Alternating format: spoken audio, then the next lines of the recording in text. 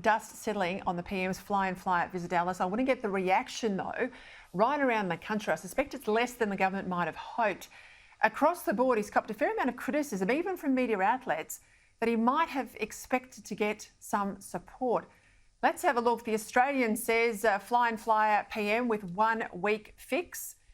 Sydney Morning Herald's David Crowe, usually a big fan of Labor, criticising the Prime Minister for being too slow to respond. And local media, NT News, putting pressure on the PM to do more. Let's cross now to our Northern Australia correspondent, Matt Cunningham. Right, Matt, give us the reaction of locals. They've had time now to digest what the PM had to say. How's it gone down? Oh, not particularly well, I'd say, Laura. I think there's a feeling that those restrictions that were put in place yesterday might potentially do something to help in some areas, but there's also concerns about perhaps some of the other consequences that might result because of those pretty extensive liquor bans, no alcohol sales on Monday and Tuesday, and restricted hours on other days. But I think there's also concern that the one thing that they've been crying out for the government to do, the Northern Territory government to do initially, but the federal government to do now that the Prime Minister had arrived in town, was to reverse that decision around the alcohol bans in town camps and some of those smaller Aboriginal communities that had allowed the grog back in July last year when that Stronger Futures legislation had expired. I thought it was interesting to listen to the Prime Minister's interview today with Andrew Clennell. It was a great interview, and I think we got the clearest indication yet, and a clearer one than we got yesterday, that by this time next week, I would say that there's a good chance that those bans will be put back in place. I think we might have that grab there that he's just referenced. Let's play that from Matt Cunningham. Would you see a total ban introduced again? If the report said that was what was required, is that what you would institute? Well, that's an option that we completely have said is there on the table. Matt, it seemed to me, and I made the point last night, rushed visit, no pull camera, no journalists, no one really knew what was happening.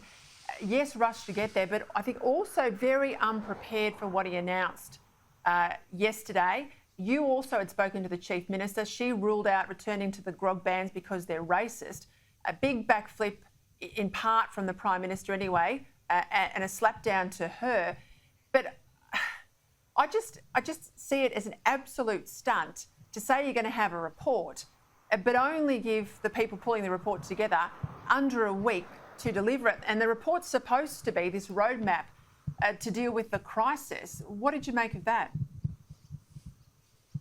Yeah, it had all been cobbled together very quickly, hadn't it? And little discussion between the Northern Territory government and the federal government ahead of the Prime Minister's arrival. Bizarre that Natasha Files, the Chief Minister, had told me in that interview at 2 p.m. yesterday that she was adamant there would be no change to this policy, and 3 hours later that she's standing next to the Prime Minister in a press conference basically saying, yes, there will be changes to this. It's under review, and I'd say by this time next week there may be a complete backflip on this issue. But you'd also have to say, Peter, that the federal government and the Northern Territory government have dropped the ball completely on this particular issue for 6 months. I mean, we talk about having an Aboriginal and Torres Strait Islander voice to Parliament. We've heard so much from the Prime Minister and others about the importance of listening to Aboriginal people on the ground in community because they know what the issues are. We'll go back and listen to Marion Scrimge's maiden speech in the Parliament. Andrew Clennell quoted it to the Prime Minister today. Go and listen to Jacinta Price's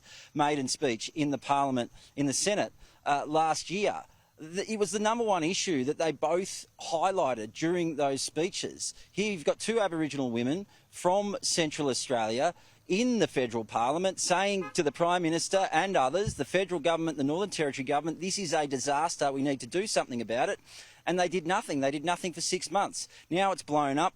The opposition leader's saying that the Prime Minister has to arrive in town. And to his credit, Anthony Albanese did come. But, you know, they could have sorted this out a long time ago.